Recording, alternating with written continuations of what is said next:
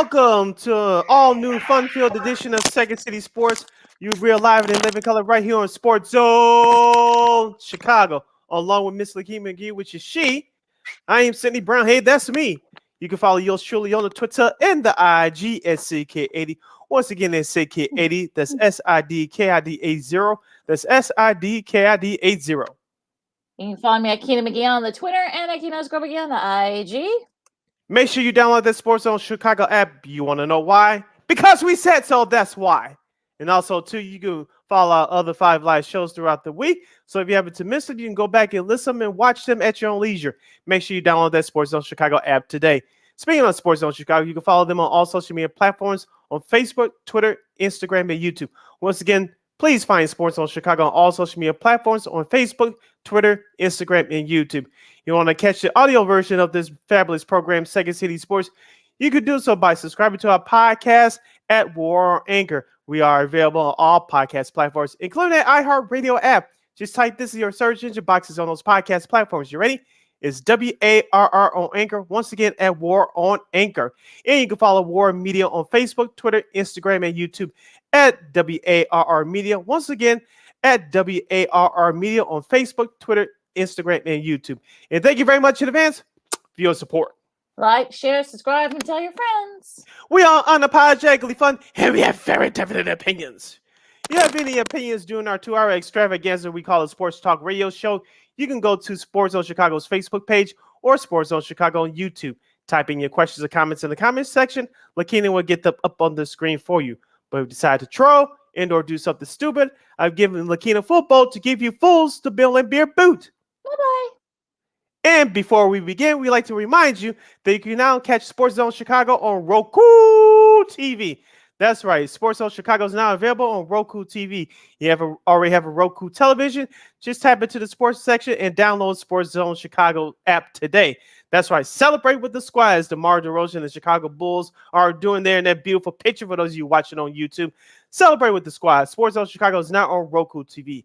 If you don't have a Roku TV, any device that you can watch us from, the tablets, your phone, or laptop, smart TV, smart TV, exactly, all that stuff. Yeah, just download that Roku TV app. Just tap into the sports section. Just add Sports Zone Chicago to the channel, and there you go. You can access Sports Zone Chicago's programming live and on demand 24 hours a day, 7 days a week, 365 days a year. So Sports Zone Chicago is now on Roku TV. I'm gonna get you to do that full time one day with the Roku TV.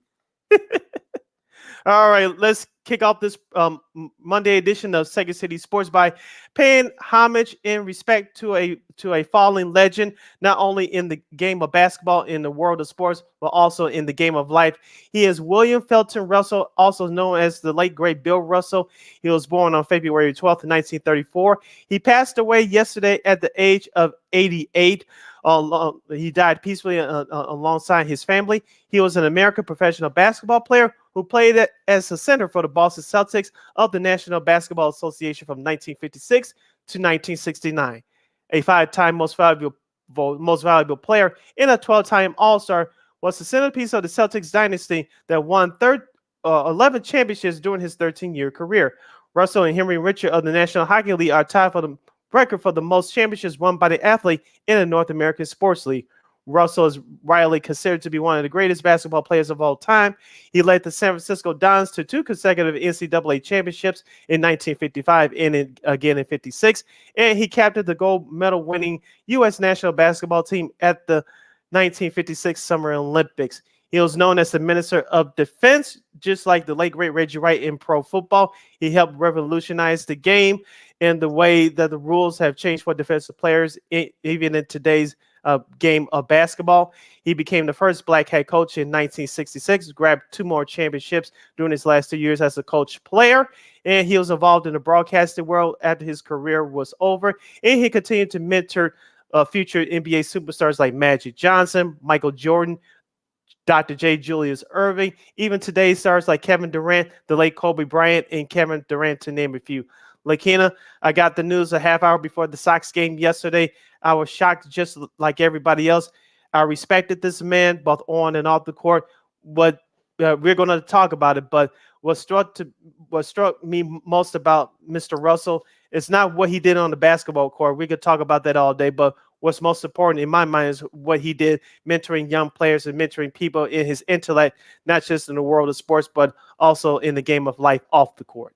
Yes, he's one of those sort of like athletes that transcend sports. I mean, all his we know all his great accomplishments. You know, he was 11-1 in NBA Finals, 12-time All Star, 5-time MVP, league MVP. You know, he was elected to the Naismith Basketball Hall of Fame in '75, and of course, the NBA Finals trophy is named NBA Finals MVP trophy, I should say, is named after him. But everything he did off the court to kind of like fight for civil rights. Even recently, he was fighting for civil rights and whatnot with all the unrest that happened at the height of the pandemic. And of course, he shared and it was very candid, very vocal about what he went through in Boston, where he was, he wasn't treated very well, going to restaurants and, buying houses and whatnot, and buying property because of the color of his skin.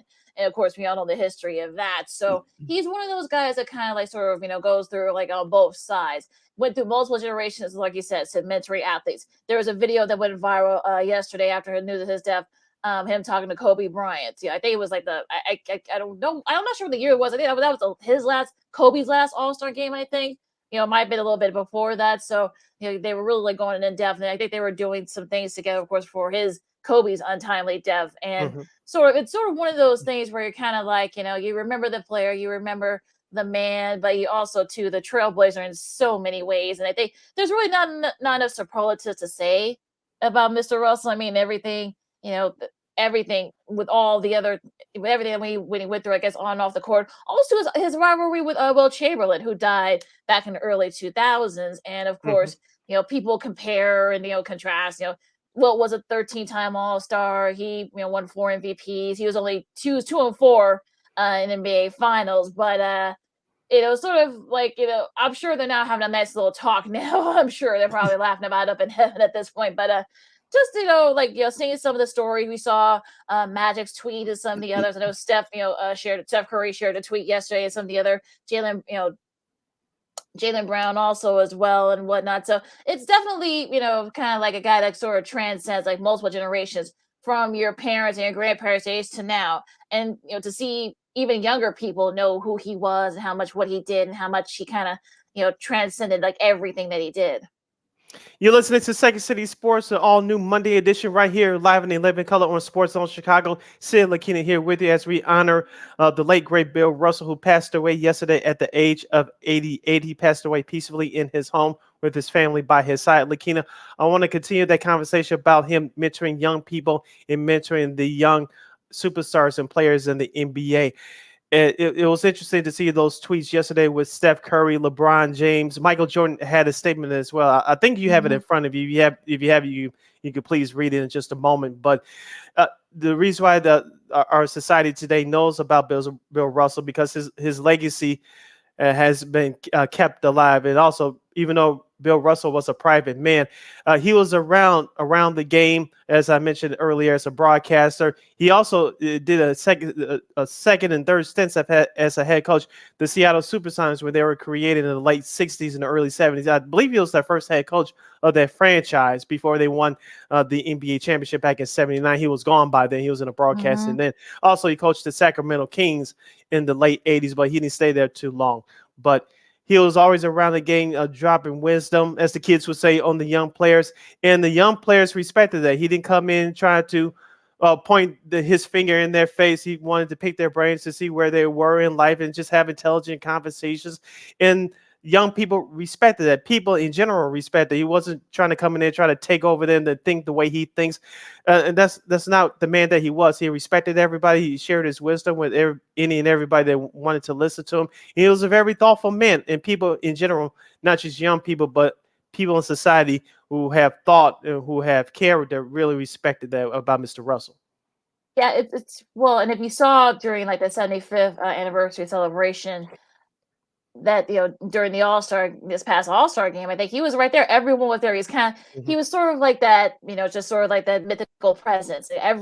All the players, yesteryear, and also too during his era, and also which unfortunately there are still few left in during his era. But now the today's players. I mean, you saw Russell Westbrook and the others gravitate towards him, and sort of like this sort of like this giant, both literally and figuratively. And Mhm. I'm trying to get Jordan's statement up. I'll try to see if I can get it. Okay, I won't read through like the whole thing, Mhm. but it's sort of one of those things where you kind of just you sort of feel for Jordan, because if you saw the Bulls Twitter account, go back and watch the Chicago, listen to read the Chicago, see the Chicago Bulls Twitter account. You see a picture of Jordan with Russell. I think that was hard to tell which championship it was, but I think that was like one of the last championships. And I got the statement here from MJ. He said Bill Russell was a pioneer as a coach, as a player, as a champion, as the NBA's first black head coach, and as an activist. He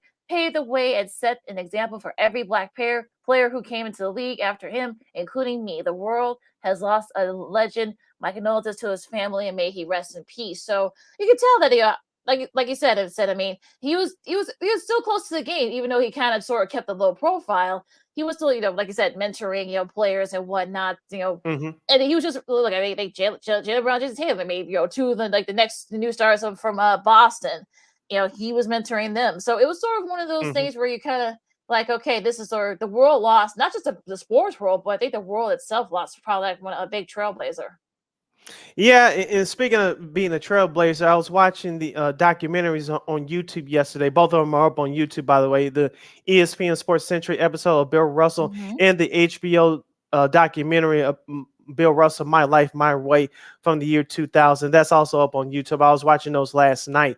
And they were talking about, of course, we read this and stories were told to us when we were kids, Lakeena, back in with the late, great Muhammad Ali. He refused to go into the service for the Vietnam War. They had that famous meeting in the city of Cleveland. It was him, Yes. Jim Brown, Kareem Abdul-Jabbar, and a couple other prominent black athletes as well. Because remember, at that time, it was the height of the civil rights movement. It was the height Hmm. of the Jim Crow laws, and black Americans were being harassed for just basically standing up for their civil rights. The lunch counter sit-ins and a Montgomery bus boycott. Of course, I know it was a few years before, but we were going through that, and so they were just checking in to see where Muhammad Ali stood on his stance. Was he embarrassed in the black athlete in the black Hmm. community? It turns out he wasn't, but they were just concerned about him and to see if he was on the same page with everybody else trying to get that voice out for change. Yeah, and it's sort of like I think ESPN has showed like a profile. I think that was part of the original Sports Century with him that aired. It was him, Muhammad Ali, and of course Kareem Abdul-Jabbar. Kareem is Hmm. now the only one left from that era. So I think it's And sort Jim of Brown too. And Jim Brown as well. Yeah, I can't forget about Mr. Brown. But yeah, it's definitely kind of like sort of like they were sort of like I know people won't want sports out of politics out of sports, but the reality is that sports always been a part of politics. It's been that way forever. And we saw some of the various things, especially happening a few years ago with the George Floyd tragedy and that whole thing. So we saw all that kind of reemerge, and with all the today's players, or most of them, both males and females, doing doing protesting and registering their vote for the first time and whatnot. So I think it's sort of like he's kind of like was sort of the guy that's definitely kind of like sort of paved the way for folks. I mean, I think we could probably say for a few years other players weren't doing that, but today's players seem like they're kind of picking up the slack. So he's definitely, I think, sort of paved the way for a lot of that, sports and activism and everything else. Mhm. And then we saw, if you guys saw the Celtics Lakers, 30 for 30, trilogy. I'm sure they talked about those first early days, with the civil rights Mhm. movement and everything, Bill Russell went through and whatnot. And, Sid, just mentioned it with all the riots and everything else, especially in Boston. Boston, there are even some guys from today that still say that Boston's still a lot like that in some Mhm. form. So, I think the fact that I'm sure they'll do so. I'm sure the NBA will do something. I'm sure the Celtics will do something as well. Kind of Mhm. honor him, and this season coming up, maybe a patch, or maybe they already named the NBA Finals trophy, MVP trophy after him. So maybe they'll do Mhm. something else at whatnot. I'm sure they'll honor her at the All Star game next year too. So I'm sure the NBA they know how to do they know how to do this type of stuff. They did it for Kobe and whatnot. So I'm sure they'll do something big for Mr. Russell as well. Yeah, speaking of today's game, of course, the schedule for the upcoming 2022-23 season will be out in a few weeks, and whoever Hmm. Boston hosts on opening night is going to be emotional because, like you said, they're going to do something for Bill Russell. I know they tweeted out a picture yesterday. I think I retweeted it. I'm not sure, but it's a leprechaun Celtic the jersey number 6 that he wore. I'm sure that's going to be on Hmm. all the Celtics jerseys and then Yes. warm up jackets, and that's going to Yep. be their logo. And I'm sure it's going to be on the floor for this upcoming season. Like you said, Lakeena, they're going to do something. They're definitely going to do it big. Yeah, absolutely, and that's something that probably to look out for. And I know, like you said, he went into, of course, he went into broadcasting. He did some stuff for CBS for a few years in the '70s after he retired. Of course, 1975, he got into the Naismith Hall of Fame. I don't know if it's up there, but I think I saw. I think there's some clips of the speech. I don't know if like the whole speech is up there on YouTube, but I'm sure they're going to try to find the people at Naismith. I'm sure they're going to try to find that clip because back then it wasn't televised, so And plus, he he kind didn't of want had to do it. Yeah, not to right. cut you off, Lakina. He No, didn't want to no, do it initially to go to the Hall of Fame because he said in his mind there was other black players that were pioneers, like no. Earl Hmm. Lloyd and others that they didn't get their just due. And he said that until they got their just due, I'm not going to the Basketball Hall of Fame. Of course, like you say, he's part of the Basketball Hall of Fame. He just didn't go initially when he retired. And also too, and people didn't know this, but you mentioned about the Will Chamberlain and Bill Russell rivalry. Yes, they were Hmm. rivals on the court, but they were great friends off the court, as I Yes, mentioned they before. were. During during those times in society where Black Americans were forced to live in one area. In the black community because of the Jim Crow laws, all of them had the same cause to fight for better human rights and fight for equal rights, and both of them connected in that way. But they didn't hate each other. They were No. playing a game of basketball on the court, but off the court, they were the best of friends. And so we just wanted to point that out. And also too, Bill Russell, until he got paid for it, he never believed in signing autographs. The last time he did it, he was in college, but when he got to the NBA, he didn't do it because he felt, and rightfully so, that not all, but many people felt they were entitled to his signature, Autograph and the entitled to a signatures piece of him without with selling, disrespecting yeah, it's him. probably selling it Yeah, online, yeah. exactly. He's like, I'm not doing it. He said one of his teammates, Thomas Sanders, I saw in one of those shows that I watched last night. He said, I was a teammate of his, I was good friends of his, but Bill Russell reminded me about 3, 4 times, I don't do autographs. Of course, years later, he signed that deal. I'll sign an autograph, but you're going to have to pay me. And we always say this quote today as young people and just people in general society, know your worth. So he Yeah, and I definitely knew think his worth. he definitely kind of sort of kind of changed the way that sort of trajectory is too, because like you Hmm. said, I mean, folks, especially even during that time, they were actually selling those days. This was before eBay and all these other Hmm. sites, which is a Even little before crazy to me. trading cards. Exactly. So this is sort of like, folks were kind of like well ahead of that. But to his credit, he didn't want to do that. He didn't want to sign initially because he figured that folks were gonna, sell his signatures online. I think he probably sort of was very, clairvoyant and aware of that. So, and also too, yeah, he won back-to-back championships back in the '50s and mid '50s when San Francisco. That's when San Francisco was a huge, powerhouse. Like people forget about that way back when, even to like the early '60s, they were until UCLA came in and had that Hmm. dominant run with John Wooden. So that sort of like kind of like sort of paved the way from that. And I'm sure San Francisco will do something for him as well to honor him. Oh I know yeah. his jersey his jersey's retired there and whatnot. So yeah, he's gonna be a guy that's gonna be missed by everybody, by fans and colleagues, and also to I guess rivals alike. And look, there's an old clip of between Russell and Will, Bill and Will kind of going back and forth, which is actually it was from the '70s, like the mid '70s, but it was actually pretty funny.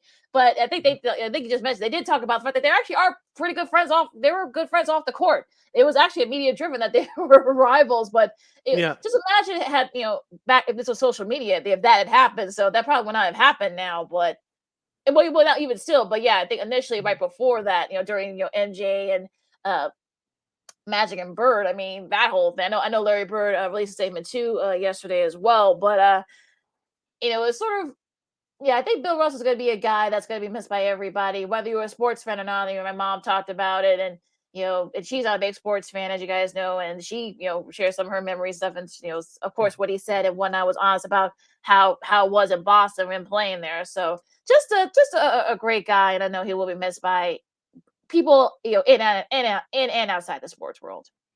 Yeah, thank you to Mr. Russell for your contributions, not only on the court, but off the court, into humanity, into society. So we like to say from all of us at Second City Sports and Sports Zone Chicago, rest in power, my man, and peace and love to the Bill Russell family on this challenging time. Thank you for your service. Your legacy will never be forgotten.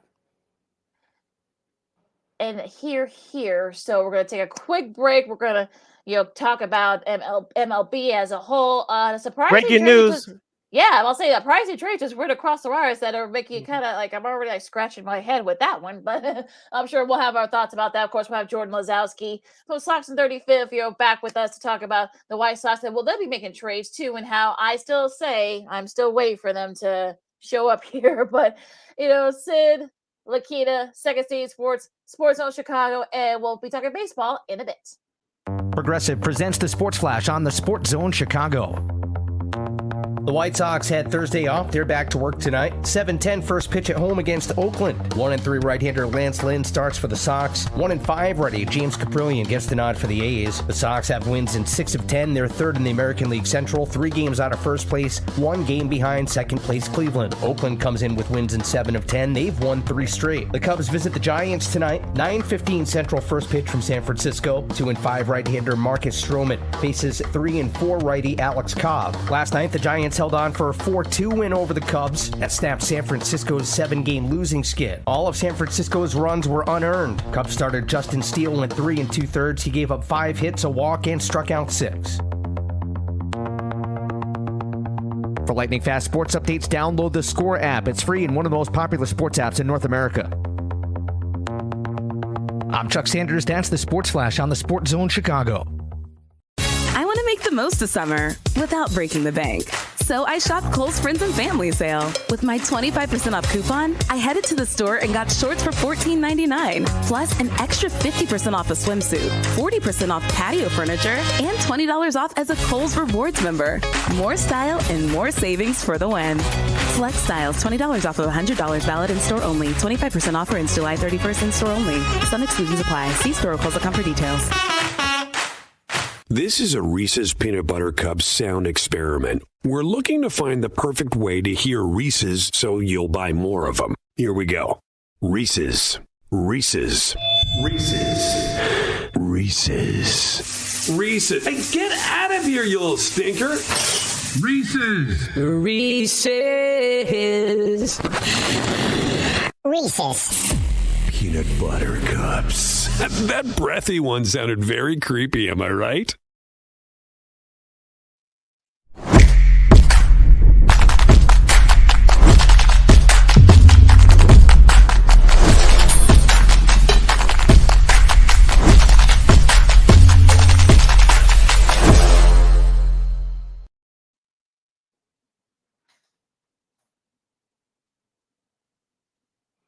Welcome back to Second City Sports, the Monday edition. We're live in 11 color right here on Sports Zone Chicago. I'm Sid. That's Lakeena. You can follow yours truly on the Twitter and the IG at SidKid80.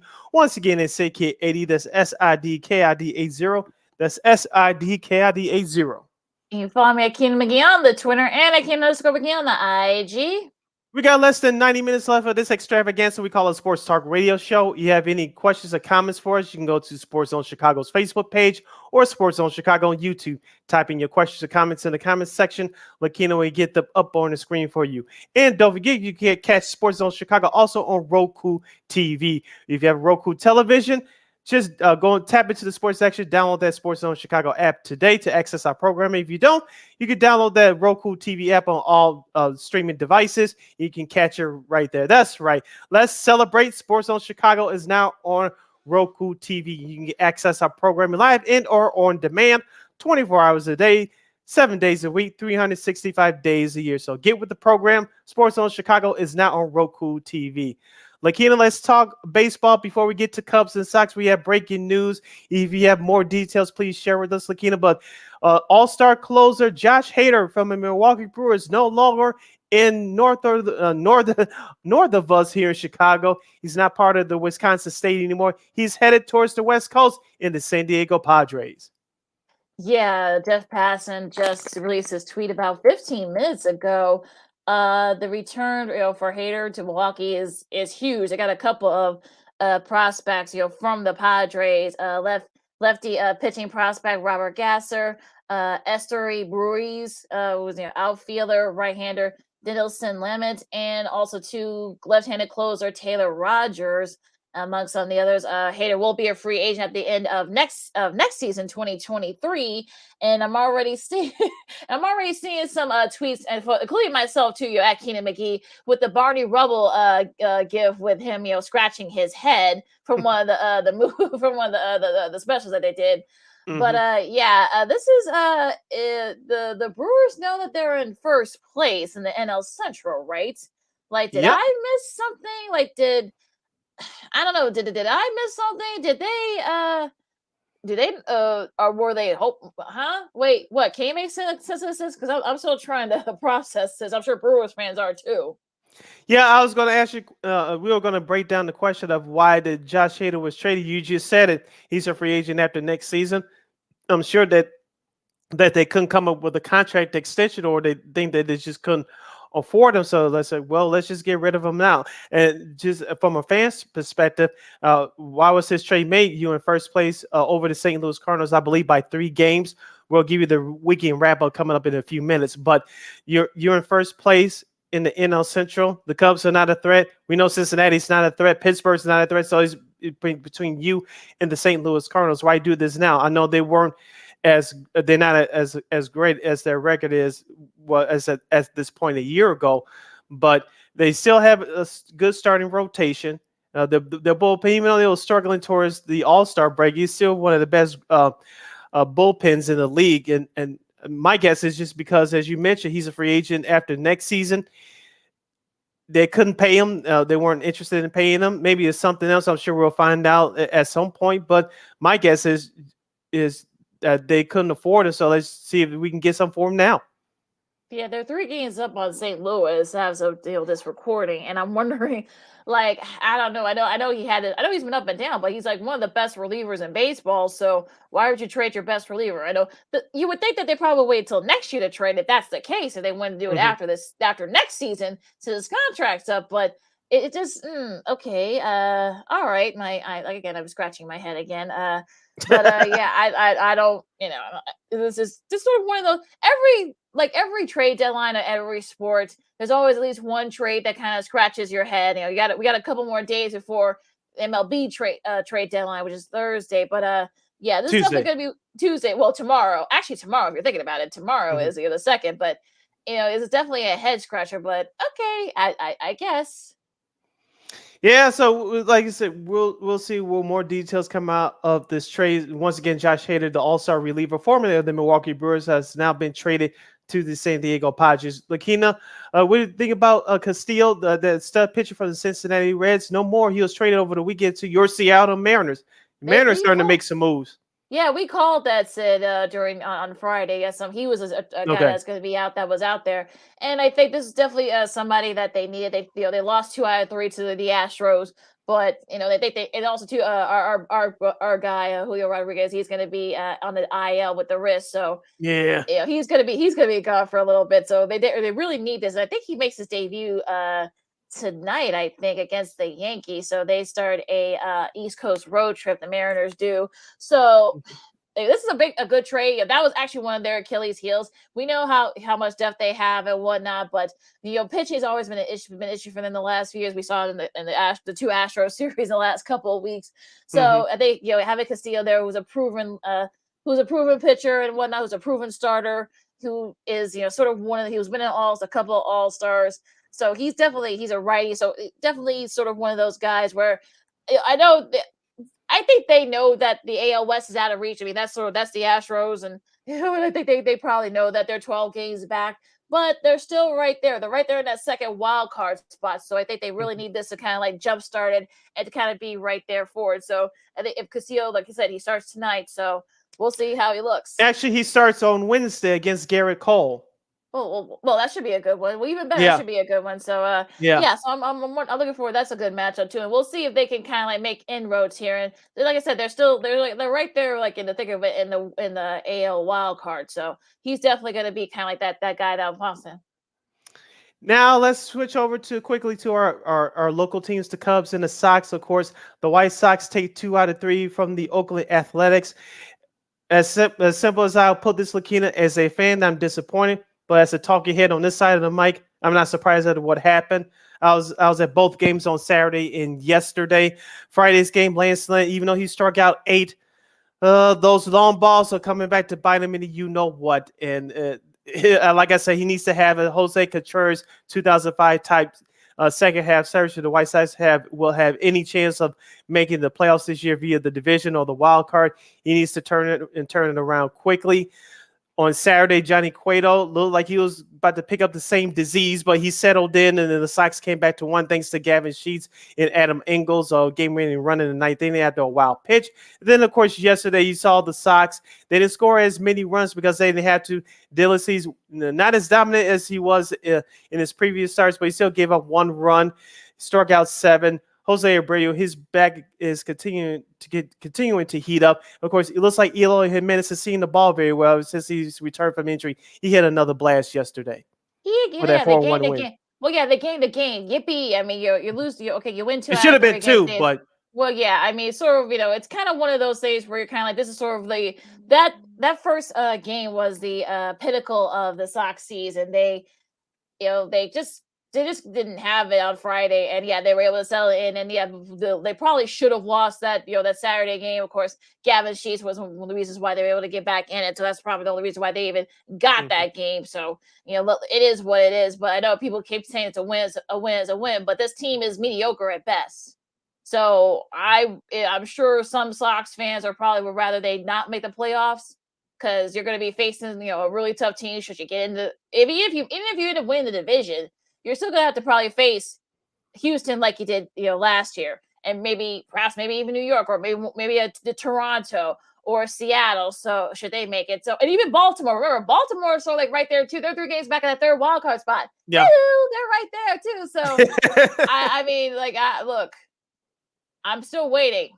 I'm waiting. You're gonna be facing a KC team that's actually been. I know they just traded one of their top guys, but that's still they always give you a hard time, even at home. Mhm. So if the Royals, I mean, again, we'll see. We know how scrappy they are. So they can always sort of we would love to play spoiler for some of these, because they have a lot of games up against some of their fellow AL Central teams. So I'm sure they will love to play spoiler for them. Oh, yes. As you mentioned, the Sox and the Royals always do battle against each other. Remember, the Royals took 10 out of 19 from the Sox last year, or else the Sox would have won 100 games. So the Royals didn't beat them 10 times. And so the Sox had their work cut out for them starting tonight. Like I said, we'll get more deep into White Sox discussion with our good friend Jordan Lazowski from Sox on 35th at the top of next hour. But the pressure is still on the players to play well. As we talked about, Lakeena, they just got to get on a good winning streak, a good 2-week stretch. They're back in this division. They're within striking distance, 2 games out, but a good winning streak will help them go back on top of leading this division and perhaps staying there. But it's going to be a fight to the finish, and the pressure's on the players first to continue this momentum. Who's second on that pressure list? GM Rick Hahn. I believe he's going to make some moves. Me personally, I think it's going to be a reliever that not too many people know about, and they're going to try to do this patchwork thing. We'll see if that happens or if that works. But this team needs a starter, but I don't think they're going to get it. I think they'll get a relief pitcher and perhaps a bat / outfielder depth to help patchwork this team. And I think that's part of the problem. Patchwork, that's not going to work if you're trying to win a division. You're trying to, it's even still go further into the playoffs in the LCS. That's not going to get. Patchwork isn't going to work for you. So yeah, look, we know Rick Hahn's good at his job. I'm sure he probably get that middle relief that they need. But again, are you thinking ahead to perhaps maybe go beyond the division series or even the wild card game? You can't really think about it that way. So who knows what will happen there, and kind of put a capper to that. So what caught your eye at MLB this weekend? Okay, well, this will go into the national side of things. The San Francisco Giants taking 3 out of 4 from the Chicago Cubs. Of course, as of this live broadcast, Wilson Contreras and Ian Happ are both still members of the Cubs. We'll see if they get traded within the next 24 hours or so. But shout out to the San Francisco Giants organization for honoring Will Clark on Saturday. I don't know if you caught some of that. I caught bits and pieces of it on a highlight reel. I remember Will Clark. He was one of the reasons why. He was the main reason why the Cubs lost to the Giants in that '89 National League Championship Series. Oh, he had a hot bat, and the Cubs could not stop him. But that's a whole nother story. But Will Clark was a very good player. I don't think he's in the Hall of Fame yet. Yeah, some people say he should be in the Hall of Fame. We'll see what happens with that. I know he was a very good college player at Mississippi State. He came out. Yeah, he came out of that program. Him and Rafael Palmeiro. Yep.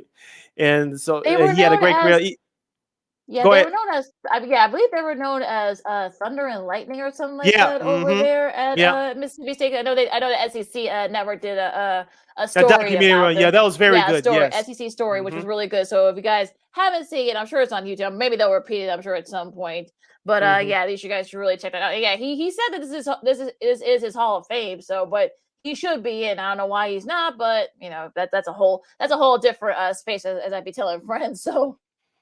Yeah, and also what I noticed in that series, shout out to Carlos Rodon last night. It was a great performance by the former White Sox lefty as they shut out the Cubs 4-0. Rodon, he'll look good in a Sox uniform right now. I don't think that's going to happen, but I just wanted to give him some love for last night. Yeah, I think it was. Well, yeah, I'm sure. Look, I'm sure like White Sox fans would love to have him back because unfortunately, the Giants are not in contention. They're 17 and a half back, and I think they're like 5 or 6 games out of the wild card. So yeah, he'll probably be on the move again. Like I said, I don't know if who could probably pick him up, but he was definitely dominant. You saw a little bit of that. And I'm sure White Sox fans would love to have Mr. Rodon in that. So he's 9-6, but it'll be interesting to see if he does get moved, because I think a lot of teams would love to, the Yankees and whatnot. So sure that they would, guys that probably would love to, have his services and whatnot. So yeah, so a solid start by him yesterday, and sort of, I don't know, like the judge the court is in session, as they say. A one era judge, for I think they're sort of like, he's kind of like the leader in the clubhouse for MVP. He reached 40 home runs. He also had another multi-home run game over the weekend too, against the Royals.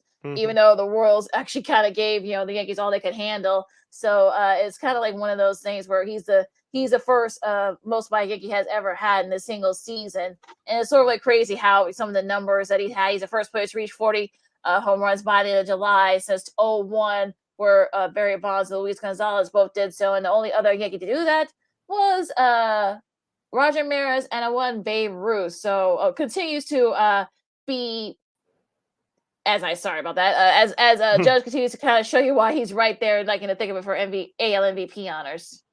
Also, too, they're doing it without Giancarlo Stanton, as I mentioned on our last show on Friday. He's out on the IL for 10 days. Hopefully, he can return, because as we said all season, Lakeena, if both Aaron Judge and Giancarlo Stanton both stay healthy, the Yankees can go far. Now, not too many people expected them to have a strong start they did to start the season, but they've maintained it up to this point. Yeah, it's just amazing what the Yankees been able to do. Like I said, like we would say, though, they need pitching, though. So hopefully, I know they made some inroads. They got a reliever from the Cubs. So yesterday, or earlier, about an hour ago. So we'll see if they make any more moves. And shout out to James Outman from the Dodgers. In his first at bat, his first swing, his first big plate appearance in the big leagues, he hit a home run, had 3 RBIs and 3 other hits, as well as the Dodgers take 3 out of 4 from the Rockies, exercising that little house of horrors there at Coors, because that's been sort of like a big, kind of like kryptonite this season. So they won 3 out of 4, so Dodgers fans can relax now. But what do you think about his performance? Oh, shout out to the young men. It's like all the other major leaguers. They work so hard to get up to the show, as the kids would say. Great job by him. Like you mentioned, the Dodgers. They're trying to hold off the San Diego Padres. We'll get to them in just a second, but they're trying to hold out the Padres for the NL West title. And like you mentioned, Colorado is one of those teams, just like everybody else, who are bottom feeders. They're trying to play spoiler to those top contending teams, and so the Dodgers Rangers went in there and took care of business, and we'll see what happens with the Dodgers going forward. What kind of moves will they'll be making between now and tomorrow afternoon at 5 p.m. You would think Walker Buehler, he's as of right now, he's their starting pitcher. He's due back in September. Everything goes according to plan. You still have Tony Gosselin. You still have Anderson. You still have Clayton Kershaw, who hasn't gotten hurt yet, so they're lucky right there. But if you're GM Andrew Freeman, you think you would try to at least get one more starter if you can. Yeah, they also get a reliever too. That's been sort of an issue there. Get that middle reliever there too for the Dodgers, and we'll see. Like I say, they got about 20, like 29, like 28, 29 hours or something like that. To have it, because like I said, it's not till 5. So I'm sure they'll have more news on that and such. So we'll see if there's any more, other things going on here. But what else sort of caught your eye in MLB? Apparently, Mike Trout could be turned sometime this season. That back. I mean, that you feel for him because he's actually on his way. He's seen a specialist. He just saw a specialist, and you kind of feel for him. And he's done exercise and whatnot. It hasn't healed up. So just you feel for him, and because one of the best players in the league, one of the most recognizable players in the league, and now he's going through this. Is just terrible what he's going through. He might have to be a career DH at this point if that back doesn't continue to get better. It's a shame. He's been the face of that franchise for his whole career. He's only had one playoff appearance, and that was a quick 3-game sweep of thanks to the Kansas City Royals, who were going to go to the World Series that year. Of course, the following year they would win it all. But this is not his fault in terms of the type of teams that he's been playing under throughout his whole career. And if unfortunately that bad injury takes a turn for the worse, I truly don't want to write him up, but we may see his career being altered now. So he probably cannot play the field anymore. Remember, he came up, everybody talked about his bat, but it was his defense that really stole the show. And now so you'll be missing that if that back injury doesn't heal up properly. And you really have to be careful with those types of injuries. Yeah, that might, because we're not talking about just him playing, but for the rest of his life as well. Yeah, definitely. And you kind of feel for him because, like I said, he's done stretching exercises and that hasn't worked. And you kind of feel for him, but like you said, we may be seeing him in the DH a lot more. So this is sort of like get well soon, and hopefully we can get him see him back on the field, even if it's just for a DH. This coming season. It's a Toronto, the Blue Jays. They went 3 out of 4 against Detroit, keeping pace right there in the wild card. Matt Chapman hit a 2-run home run. Of course, Barrios gets the win to kind of put a cap in that series against Detroit. So 3 out of 4. All right, let's keep it going. Blue Jays, we'll see if they make any more moves. They made some moves already. We'll see if they make any more moves right before the trade deadline tomorrow. What else sort of like caught your eye this week in MLB? The Tampa Bay Rays struggling, losing 2 out of 3 to Cleveland. Of course, Cleveland is trailing the Minnesota Twins in the AL Central by 1 game. Of course, the White Sox by 2. But Cleveland, they're not going away just yet. Tampa Bay, as we talked about before, Cleveland is a good team, but Tampa's been struggling the last few weeks. They lost the series to Baltimore on the road earlier this week. They had their struggles against Boston a week or so ago at Fenway. So Kevin Cash and the crew, they got to turn it around. And also, too, the Boston Red Sox losing 2 out of 3 in their interleague series at home to the Milwaukee Brewers. And I think that's sort of the thing that might sort of put a cap on that. We saw them, they traded JD Martinez already. So there might be more guys on the move for the Red Sox. So if that doesn't, pick up right away. Of course, shout out to Justin Verlander. He finished the month with a 1.81 ERA. This season, that's the second lowest qualified ERA entering August by a pitcher 39 or older. Of course, Roger Clemens did it in 2005. It was a 1.46. So what do you think about Verlander, what he's done at his age after also coming back from injury from last season? Yeah, it's nothing short of remarkable. As you mentioned, he had Tommy John surgery a couple of years ago, especially for a player like him at his age. Most people would write him off and say, "Oh, you did a lot in your career. You don't have nothing else to prove, and you should just hang it up." But he said, "No, I still got something left in the tank. As long as I'm still pitching at my highest form, I still have value." And he's brought value to the Houston Astros. I know he has his World Series ring via 2017 on that squad, but he's still one of the best young pitchers in the league. He's up for the Cy Young Award. He's a candidate in that, and so he's been at the top of that rotation for the Astros for the last couple of years. So as long as he can pitch at a high level, obviously healthy, then keep it going. Yeah, it's just amazing what he's done at his age. Coming back from Tommy John, I don't think anybody thought that he could come back, especially at his age, from a surgery like that. So just the fact that amazing what he's been able to accomplish and have a strong ERA and be right there when I think of it for AL Cy Young. And also too, one of the reasons why the Astros are in first place and well ahead in the AL West. So just amazing and what he's done and his accomplishments. So let's see here. Of course, the Juan Soto rumors, haven't gone away and such. So it's sort of You don't say. yeah. I mean, so it's crazy that some of the teams. I know I've seen, like you said, the Dodgers and Yankees, and those are kind of the main ones. Some people say the Brewers might try to make a go at it. So what do you think? Will he be traded?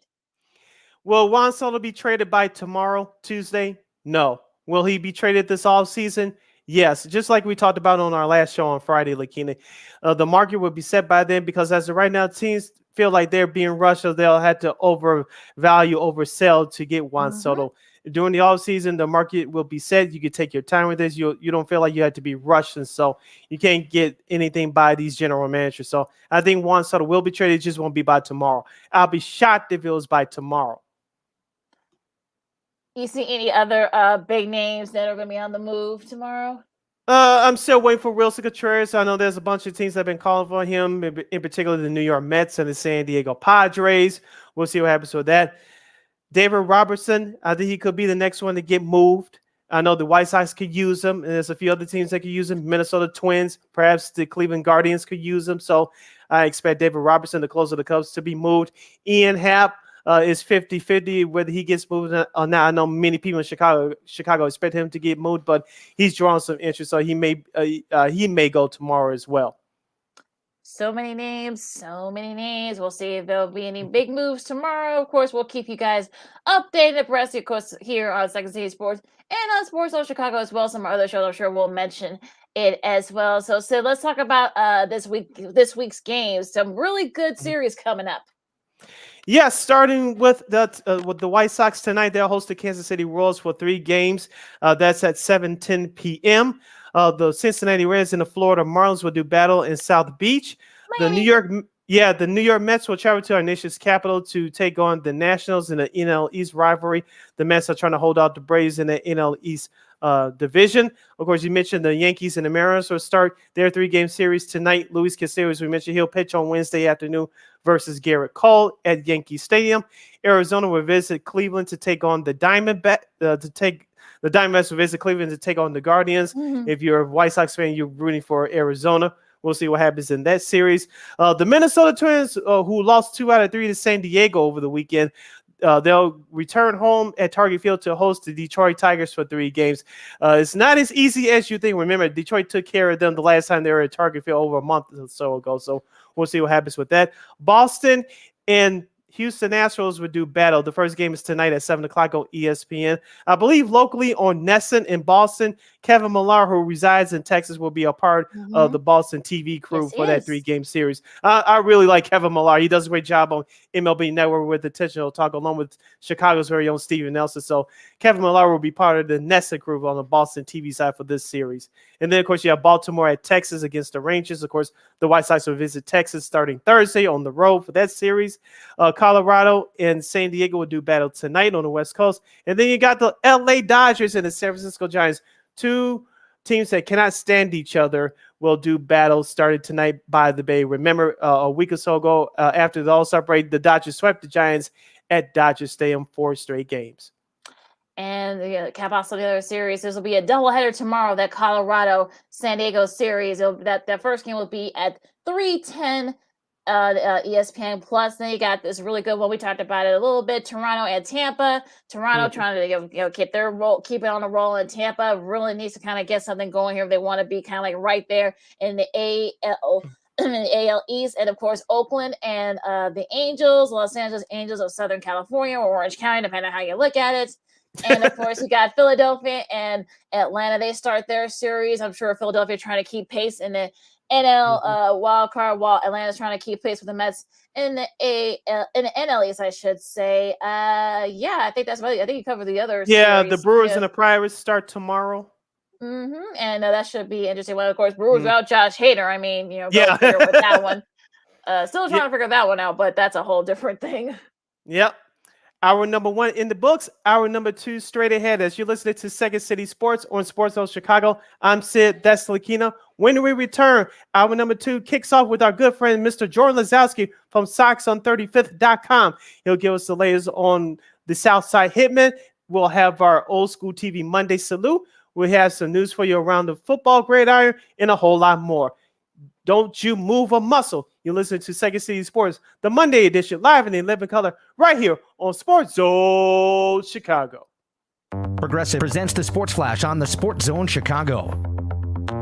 The White Sox had Thursday off. They're back to work tonight. 7:10 first pitch at home against Oakland. 1-3 right-hander Lance Lynn starts for the Sox. 1-5 righty James Caprillion gets the nod for the A's. The Sox have wins in 6 of 10. They're third in the American League Central. 3 games out of first place. 1 game behind second place Cleveland. Oakland comes in with wins in 7 of 10. They've won 3 straight. The Cubs visit the Giants tonight. 9:15 Central first pitch from San Francisco. 2-5 right-hander Marcus Stroman faces 3-4 righty Alex Cobb. Last night the Giants held on for a 4-2 win over the Cubs that snapped San Francisco's 7-game losing skid. All of San Francisco's runs were unearned. Cubs starter Justin Steele went 3 2/3. He gave up 5 hits, a walk, and struck out 6.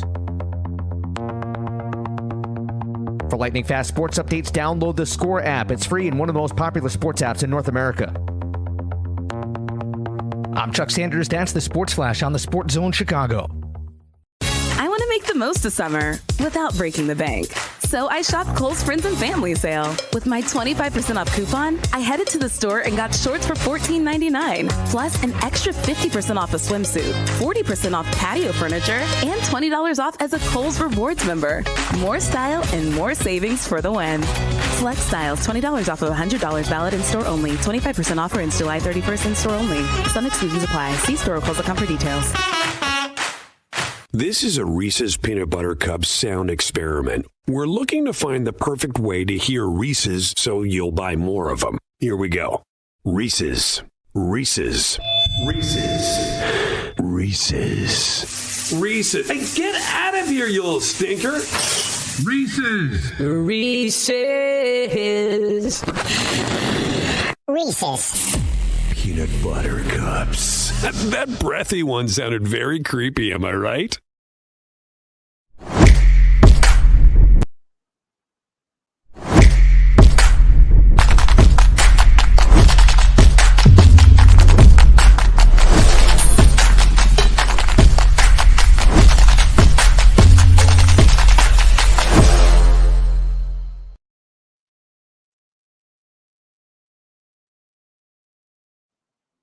And welcome back to Second City Sports on Sports Zone Chicago, our first show of August. My name is Lakeena McGee. You can follow me at Keena McGee on the Twitter and at Keena_McGee on the IG.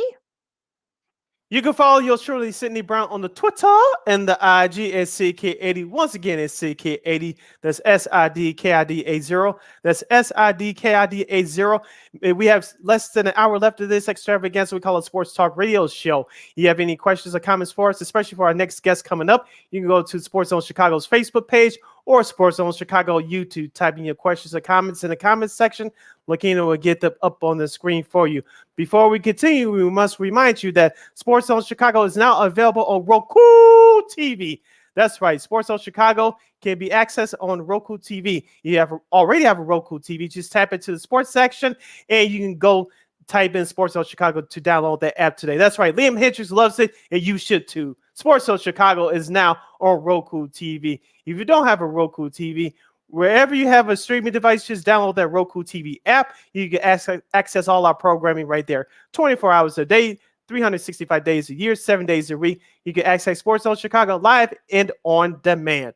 And kicking off hour number 2 of this fabulous program to talk White Sox and what can they possibly do by tomorrow's trade deadline is our good buddy from Sox on 35th. He is the one and only Mr. Jordan Lazowski. Jordan, welcome back to the show, my man. How are you? Hey, thanks for having me back. It's good to be on. Always a pleasure with you too. So looking forward. Always. Yeah, no problem. Yeah, no problem. Thanks for taking the time. Before we get started, we just want to say congratulations to you guys and, of course, Sox in the basement. We had Chris Lanuni on last year doing our preview show. Congratulations to you guys for striking a deal with NBC Sports Chicago. You can now see this lovely young man on your television all the while, too, outside of Sox math. So, congratulations to you guys on that. I appreciate it. Yay. I appreciate it. Thank you. Yeah. So let's get started. Jordan, I was there yesterday and Saturday.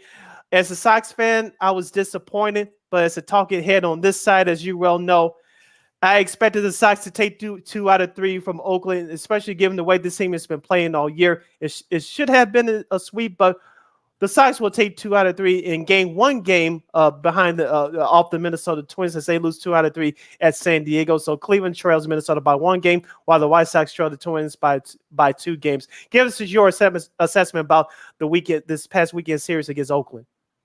Yeah, you got to win these games. Like everyone keeps saying, this is the easy part of your schedule. This is where you're going to make up the games, and you got to go out and do it. And was it the prettiest at every point? Hardly at all. Like there were no true like, oh yeah, this is the team that's going out and taking care of the second worst team in the American League. So it's still frustrating from that aspect. Don't get me wrong, but wins are wins. You need them at this point.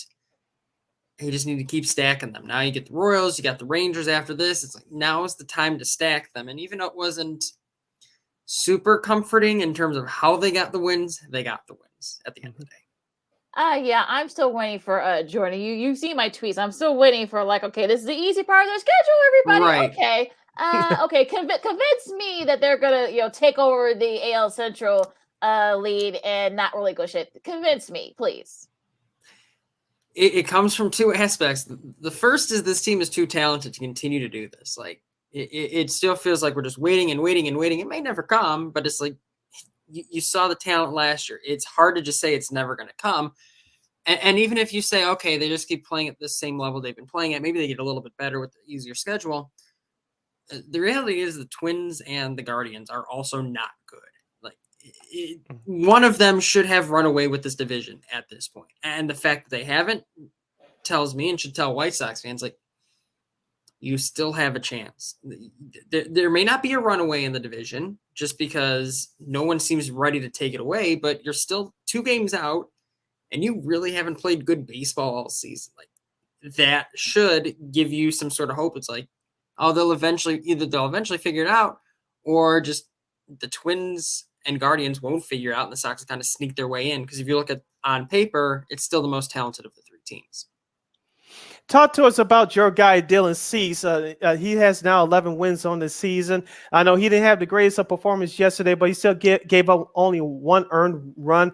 He's one of only 2 pitchers to ever do that in his last 12 starts, I believe it was. I know he gave up the early home run, but I wasn't worried like some Sox fans were yesterday. So like I said, the Sox offense did show up and they helped out Dylan Cease, and Dylan Cease qualified for the win and he got it. But talk to us about Dylan Cease. You can see that he really changed his mechanics a little bit from 2 years ago to last year, and then he's still continuing to be more dominant this year than he was at this point last year. Yeah, he's a different pitcher every year. It's from a mechanical basis, but also the way he attacks the zone changes. The way he throws his slider changes. The way he attacks hitters and counts changes. Confidence in throwing a 3-2 slider is something you probably wouldn't have seen a few years ago. So it's mechanics based, it's stuff based, but it's also just having the confidence in your stuff to go out there and say, I'm better than every single one of you guys in the lineup, and pitching as such. So it's been a joy to see from that aspect, truly, because when you have stuff that's that good, it's only a matter of time until you eventually figure it out. How about, to follow up on that, how does he have a realistic shot to perhaps getting the AL Cy Young, or at least being kind of right there as among the finalists? He's top 3, top 5 at this point still. I think Shane McClanahan out in Tampa Bay and Justin Verlander in Houston. Those are your other top 2 right there. So it's going to come down to these last 2 months. If you continue to do what you've been doing, yeah, you're going to put yourself in a position to potentially be top 3, top 5 Cy Young. It'll be hard to say. No one's really pulled away yet. So it'll be these last 2 months to say, like, oh, here's the clear-cut favorite. It'll be interesting. I'm excited because it's been really good baseball from him. Our guy, Jordan Lazowski for Sox on 35th, is joining us right here on the Monday edition of Second City Sports. We're live in the living color right here at Sports Zone Chicago. Sid Lakeena here with you talking White Sox baseball. Jordan, let's go over to the White Sox office. Like I said, for yesterday's game, they didn't need a lot, but they did enough just to get by Oakland to take the series. One of the players I want to talk about is Eloy Jimenez. Ever since his return from injury, pick which time, but we'll focus it on this go around. It looks like he's starting to see the ball well. His first couple at bats, he nearly got it out, but in the first pitch in the 7th inning yesterday, he finally got one. Now, can we finally say that Eloy Jimenez is back, or do we need to see him continue to do this for the next several games? I hope so. I think the more data you have to say, yes, this is for sure him, the better. But he's looked good since coming back. He's hitting the ball with authority the opposite way. He's not trying to pull everything, and what he does pull goes out of the ballpark. So he has a good approach currently. It's going to come down to, do you continue to adjust as the league adjusts back to you, and do you continue to stay healthy? It's the biggest thing. You can't get in a rhythm if you're not on the field every day. And that's what it's going to come down to for him. So I'd like to say yes, because the approach has been good, but you got to stay on the field. You got to keep racking up those ABs. And he hasn't hit his face across any fences. Yay! Exactly. Baby steps. Yes, baby steps. Baby steps. Now, for me, Jordan, I think one of the reasons that the Sox are where they are is because of the miscues on defense. Like whether it's someone kicking the ball or Lurie Garcia, what he did trying to outrun our Coors and whatever. Who knows what happened there? Now, I'm hoping they can bounce back. Kind of that's just sort of like weird, like. I don't want to say like your basic things that you should learn in Little League or something, or A ball. Can they avoid making those silly mistakes that have been plaguing them? And that's probably why that's where they are right now. One of the reasons. It's weird because, like, for example, you got a guy like Tim Anderson making a lot of weird mistakes that he usually does not make. So you want to say, yeah, these guys aren't going to keep making these mistakes. They'll figure it out. Like, you're going to get what you're used to from these guys. But at the same time, there's been undisciplined play in terms of getting picked off of bases. Just the way they approach at bats, the way they approach fielding balls in the outfield and kind of just attacking baseballs and giving up extra bases. There are things to clean up, and I'm hoping they look at that and they say, okay, there's a lot we're losing on the margins here. That's the difference between a couple wins and losses here and there at the end of the day. So what can we clean up there and kind of help out? So I think it's something where they're going to have to focus on it. So when it comes to, let's just say they get in October, teams will take extra bases. Teams will make you pay for your mistakes more than maybe an Oakland Athletics team will make you pay. And speaking of the outfield, Jordan, I want to focus on Luis Robert. Of course, he missed the last 3 games at Minnesota before the All-Star break. Hasn't played since due to lightheadedness. He was supposed to return off the injury list on Friday, but he missed the last couple of games in his rehab start. I don't want to put this out there, but let me just first of all say this. I hope he gets better as a person and his health-wise. Obviously, that's way more important, but I don't want to put this out there, but I have to just for a journalistic perspective. Do you think that Luis Robert, we may have seen the last of him about this season, or do you think he'll still make an appearance before the season concludes? Probably not. I think he'll be back sooner rather than later. I think the team has continued to put him out there. He's taken a couple rehab starts down in Charlotte. So I think there's an optimistic sense that he should be back. And they really haven't given the impression that he won't be. So I think they're taking it day by day, week by week, something where you can't figure out exactly what's happening. It's tough, but you hope being a younger ball player, kind of the health eventually corrects itself in some ways. But I don't think it's something where we should worry that he's going to be out for too much longer of a time just yet. Again, it'd be something where they'd have to let us know that for sure. Well, let's hope that it's nothing serious. Hope we can be back Mhm. soon. With the trade deadline coming up tomorrow, Jordan, do you see Rick Hahn? We know he's known to kind of like make moves out of nowhere. So do you see him like making any kind of like big moves, or as we talked about, just now before you came on, patchwork, a middle reliever, to eat up innings and those type of moves? Yeah, I mean, they've mentioned relief pitching, right field, and second base. So it feels like we've talked about this a lot every single season, and we go through the same things every single season. But left-hander relief pitching is an obvious one because Aaron Bummer's hurt. Tanner Banks really hasn't produced. So you're kind of stuck without a left-hander back there, and you kind of need one. So that's one relatively cheap but good option that I expect to get picked up. And then maybe a left-handed bat, maybe a guy like if the Giants sell a Jock Peterson, or David Peralta was a good name before he went to Tampa Bay. Those types of players who are probably platoon players, but still get the job done in a way that Gavin Sheets isn't currently getting it done. AJ Pollock isn't currently getting it done. So those sorts of things are going to be what comes up. And I think it'd probably be more of the patchwork type stuff. Versus a huge splash. I would be surprised, but after watching Kimbrel last year, I wouldn't be ruling it out. Halfway home with our guy, Jordan Lazowski from Sox on 35th. We're live and in living color right here on Sports Zone Chicago. Second City Sports. Sid Lakeena here with you, talking White Sox baseball. Jordan, I don't want to put a damper into the parade, but I was watching Liam Hendricks yesterday. I know his last two outings, he's given up a home run in each of those. Yesterday, he did let a base runner on, but because it was Oakland, he got out of it, and the Sox preserved the series win. Are you worried about him at this point, or do you think he's just going through a minor bad stretch right now? It's something where, you're just going to go through a minor tough stretch. It happens. It's a 162-game season. And these things are going to come up. So I think it's something where, ride it out. Be ready to ride it out and be ready to good to go as you get towards the end of the season. Too much talent there to really worry too much, truthfully. How big of a surprise has Johnny Cueto been? They literally got him off. I don't want to say off the scrap heap, but he was literally on the streets, and he's actually been he had a bad outing, not a good outing against the A's, but they were able to get out of that. Of course, thanks to Gavin Sheets. So how big of a surprise has Cueto been this year so far? He's been awesome. It's cool to watch someone who's truly like a true pitcher who works differently, works with different timings, different sets. He's been awesome. So I hope he continues to produce in these next couple months, but I don't see a reason why he wouldn't. He is truly a pitcher who can kind of weather like deteriorating stuff. Maybe it's not as good as it used to be. He's a true pitcher like that.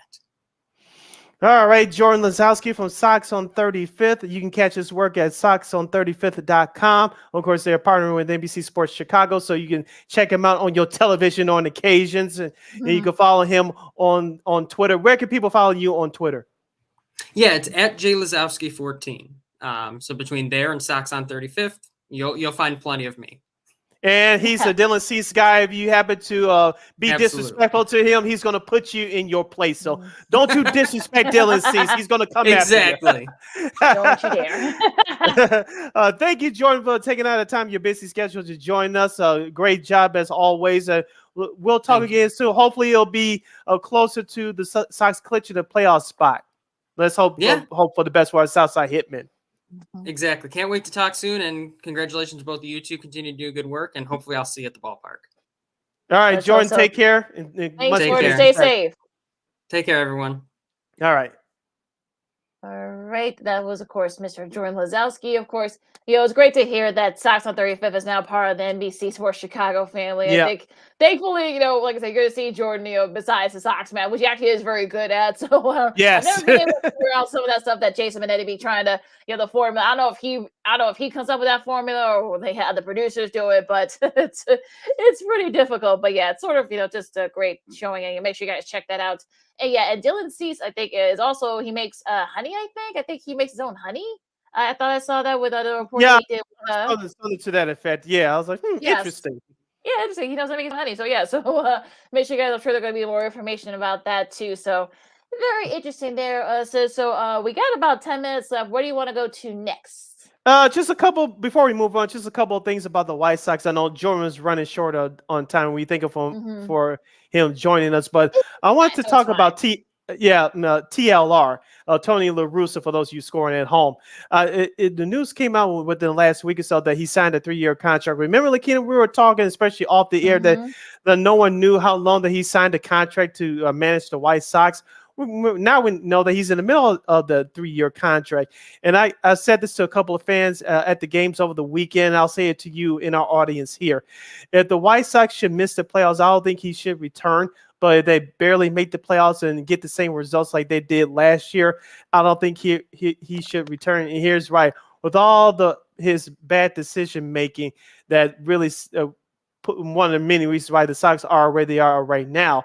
If you're the Sox, I know Ryan so likes to do his things his own way, but you just can't run the same squad back next year. And if you're Rick Hahn, we talked about this before too. We talked about this a little bit last year. If Rick Hahn doesn't have the full control to set the roster the way he wants it, there's going to be problems there. Let's just say La Russa goes after the season. If you're Rick Hahn, if you're telling Reinsdorf and crew, you're not going to let me pick my own manager, I could be out of here too. Because remember, Jerry Reinsdorf is La Russa's guy, not Rick Hahn. Yes. Yeah, and I think I wouldn't be surprised if that actually has been discussed. I wouldn't be surprised by that. We know Rick Hahn kind of like keep things like very close to the vest and very like, I like kind of like outside stuff, outside just that. So I'm sure there have been, some discussions about that. For me, I think you're right. If they don't make the playoffs this year, or if they end up like they were last year, they get in and they lose to they get blown. Well, not blown up, but they get their butts kicked by like I said, like a Houston, like they did last year, or by New York, or by one of the wild card teams, like a Toronto or Seattle or something like that. I probably would, especially since if next year is the last year of his deal. I would say just what, thank you, Mr. Russo, thank you for your services. Look, we tried it after 40 years, it still didn't work. Bye-bye. And I think hopefully Rick Hahn can actually find the manager that he's wanted and set the roster like he always wanted. Because this feels like this isn't Rick Hahn's team, it feels like. So you're gonna have the same problems next year if Russo doesn't end up coming back. Yeah, and also too, let's look at it here with all the managerial moves that didn't work for La Russa. It's been scrutinized a million times, including us here on Sports Zone Chicago and Second City Sports. If you do White Sox, you cannot run this back again, and you cannot go through another year of skeptical managerial decisions, questioning those managerial decisions that turns out against you, like some of them have been this year. And here's the thing. And I said this too on this show before, and I said this to a couple of fans at the games over the weekend. If this continues, mediocrity continues. The White Sox have been drawing good crowds this year, especially on promotional days. But if this continues, you're going to lose Sox fans and the ones that are on the fringe because they're mad about what the Cubs are doing up there up north. If this continues, those fans are on the fringe of jumping on the White Sox bandwagon or not, you're going to lose them forever.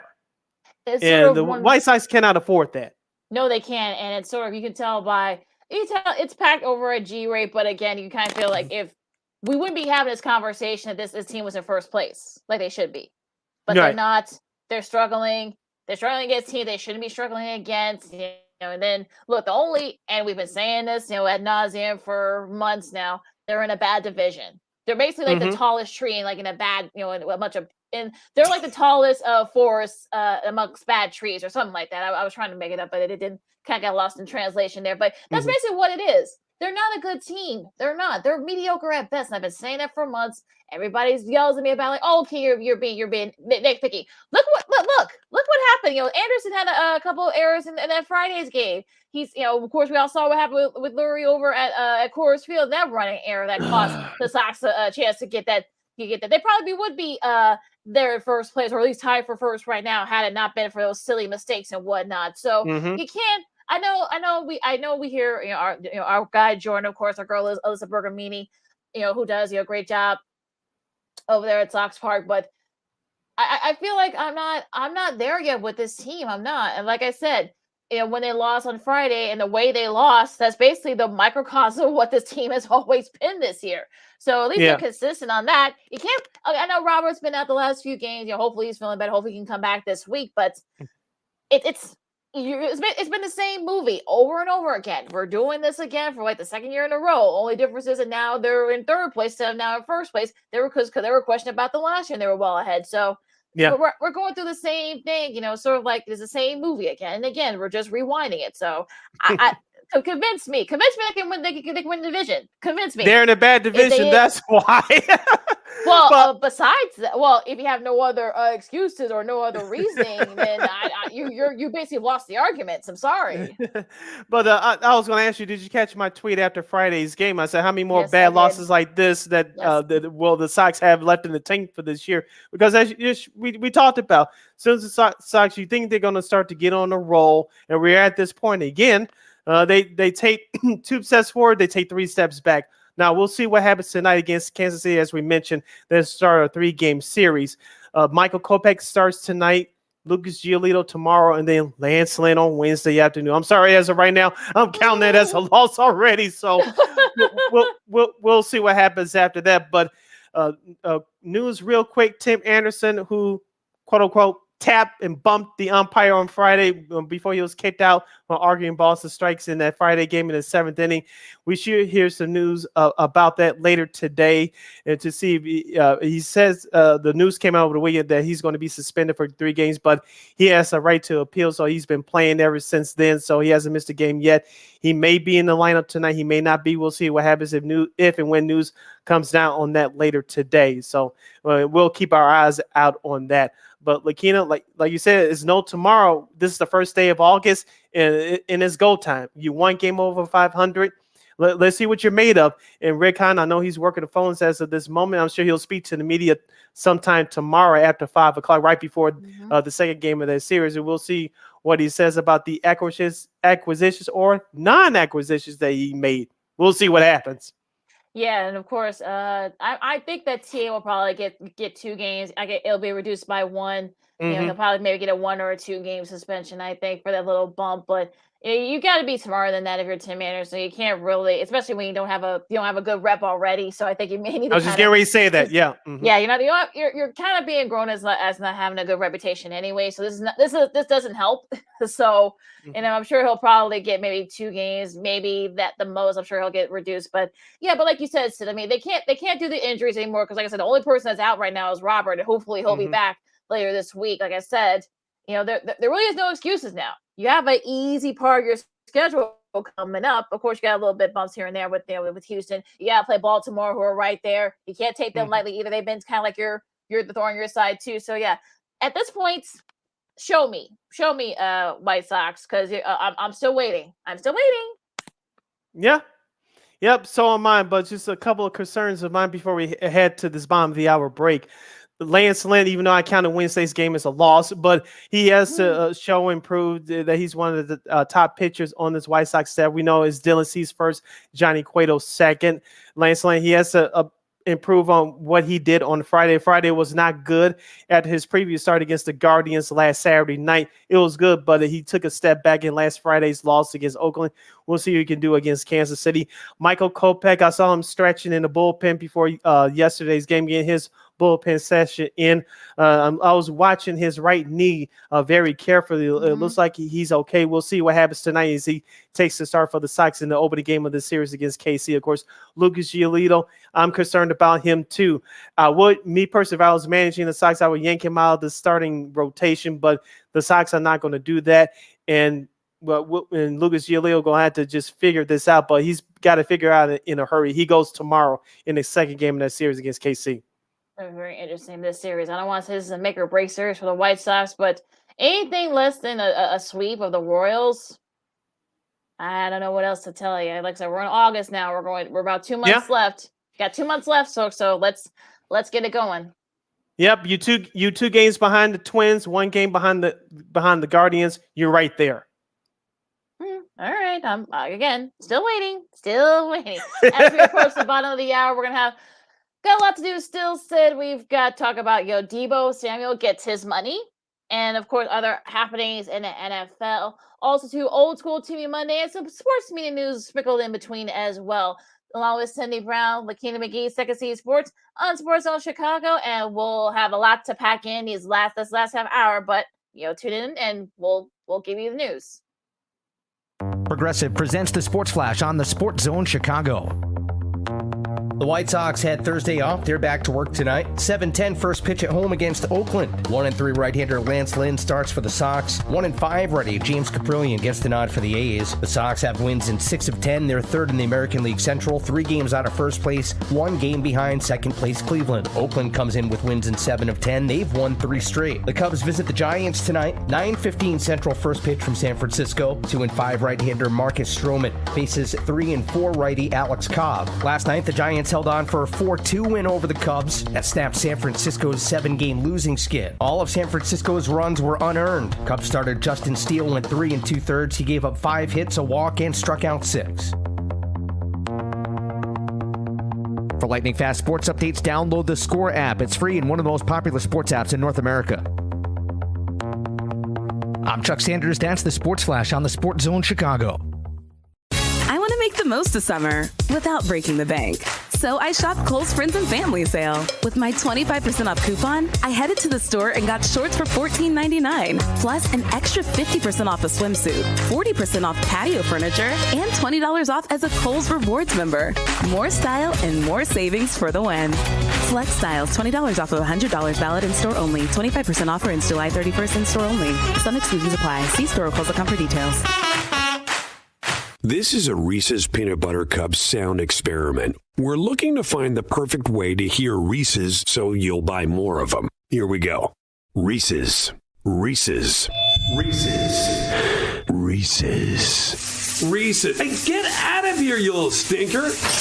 Reese's. Reese's. Reese's. Peanut Butter Cups. That breathy one sounded very creepy, am I right?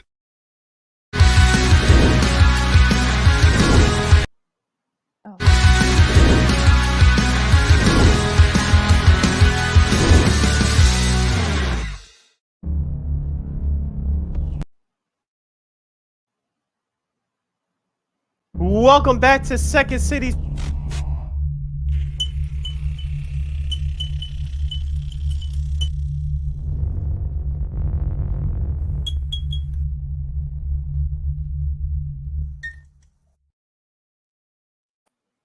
Gotta put some respect on those rejoins. Welcome back to the last segment of Second City Sports, the Monday edition. We're live in living color right here on Sports Zone Chicago. I'm Sid. That's Lakeena. You can follow yours truly on the Twitter and the IG at SidKid80. Once again, at SidKid80. That's SIDKID80. SIDKID80. You can follow me at Keenan McGee on the Twitter and at Keenan_McGee on the IG.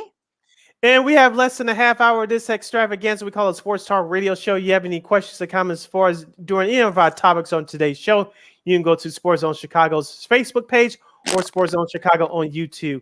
Type in your questions or comments in the comments section. Lakeena will get them up on the screen for you. And don't you forget, you can catch Sports Zone Chicago now on Roku TV. That's right. Sports Zone Chicago is on Roku television. If you ever always have a Roku television, just tap into the sports section and make sure you download that Sports Zone Chicago app. That's right. Justin Fields likes it, and you should too. Get up, Chicago, and get with the program. Sports Zone Chicago is now on Roku TV. If you don't have a Roku TV, but you have a streaming device, you can download the Roku TV app. You can access Sports Zone Chicago right there. All of our programming live and on demand, 24 hours a day, 7 days a week, 365 days a year. Oh yeah, whatever device you have, it's all right there for you. Just put it on the search engine box on your favorite app store, and it's right there for you. Sports Zone Chicago, download, subscribe. Yes. Now we have some NFL news to pass along. One player in particular that we've been talking about this all season, Lakeena. There's been several players we've been talking about this all season. One in particular, we'll get to the other one in just a minute, but one that resides on the West Coast got fresh cash. Yes, he did. Deebo Samuel got fresh paper from the 49ers. Of course, he's been there at camp, but he hasn't practiced. It's kind of like their way of, because you'll get fined if you don't actually show up. Yeah. But he got his fresh paper, 3 years, I think 78 million, if I'm not mistaken. I gotta Yeah, look it 73 up. and a half. Yep. 73 and a half. I think Yep. about 50 of it is guaranteed, if I'm Yeah, not mistaken. 58.1 guarantee. I'm just reading the numbers right now on my TV screen.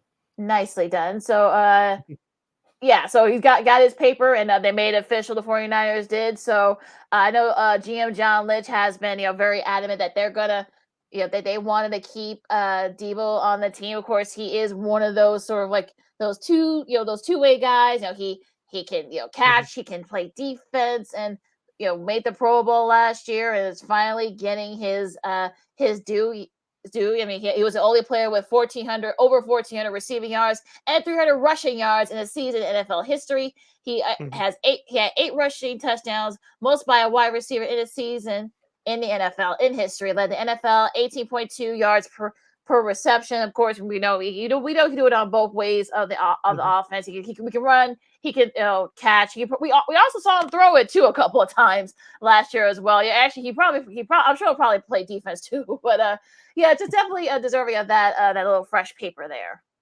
Yeah, so we talked about all last year, Lakeena. Deebo Samuel was used in multiple ways. It actually increased the chances for the San Francisco 49ers offense to be that much more dangerous, even though they had Jimmy Garoppolo, for those who's going at home, at quarterback last year. And that was one of the reasons why the San Francisco 49ers were able to play the now world champion Rams in the NFC title game last year. And we talked about it early in this offseason, Lakeena, that GM John Lynch was not happy about what he's receiving from Jimmy G. We'll get to him in just a moment, but he couldn't find a trade partner for Deebo Samuel. And Deebo Samuel was right. If you're going to pay me, but do not pay me to be a running back, because we all know that running backs are basically much obsolete in the Mm-hmm. NFL right now. It's not the Yep. primary position anymore. It's the wide receiver and, of course, the quarterback. And so I got where Deebo Samuel was coming from. I'm a wide receiver. Yes, you could use me for wide screen versus here and there, but I'm not a running back. Pay me as a wide receiver. You draft me as a wide receiver, you're going to use me as a wide receiver. And if that's the case, you're going to pay me as a wide receiver as well. As we said in the first hour, we talked about the late, great Bill Russell. Know your worth. And Deebo Samuel knows Mm-hmm. his worth. Yeah, now he's practicing right now as we speak for the 49ers, and I think it's sort of like deserving of how much I guess this team values him. And like I said, just a minute ago, Lynch, John Lynch made sure that, look, I'm not letting this guy go. So of course, from the trade rumors and such, saying he wanted to trade, and now he's actually one of the highest paid wide receivers / running back / whatever you want to call, other Yeah. because he's probably played in the NFL. So definitely got his fresh paper, and yeah, so that's pretty cool. Now, as far as Jimmy G is concerned, of course, we talked about it on Friday that he has, gotten the go ahead to pursue trade partners. It'll be interesting. Basically both Lynch and Coach Kyle Shanahan said that this is basically Trey Lance's team now. So it'll be interesting to see if they can find a trade partner for one Jimmy Garoppolo. Do you see any kind of like takers? Let's see. Maybe the New York Giants. I know they're going with Daniel Jones with that rookie head coach, Daryl Gable. We'll see what happens with that. We always know that each year, Lakeena, that there's a quarterback that's on the fringe or it gets hurt in training camp. So I know John Lynch is waiting on that because he has a trade piece in Garoppolo. So we always know that injuries do happen. This is the game of football. So we always know there's a couple of quarterbacks that are on the fringe, or they surprisingly get hurt in these preseason games that will be coming up here in the next week or so. And so you have to play this smartly. And so I think that's what John Lynch is doing, and we'll see what happens. Yeah, I think it's like I said. I think the Giants are names that have been floating around. There are a couple other teams as well. We'll see if they can find a trade partner. Perhaps they can try to do it before the start of the season. Gonna be very interesting there in that front. So, but also too, probably the big news we've been avoiding it. I don't know if we've been avoiding it, but of course, Browns quarterback, I should say, Deshaun Watson has been suspended 6 games for allegations of multiple sex assault allegations and such. Now, we're not going to spend like a whole hour talking about it like they did on Get Up, or like 2 hours like they did on First Take earlier this morning. That's not what we do here. But I'll say this: the NFL, this is from a third party, and the NFL actually has the right to appeal or extend it or whatnot. They can do their own they can do their own suspension as well. I know the Players Association have said that they have told the NFL that they don't want them to appeal it. Sue Robinson,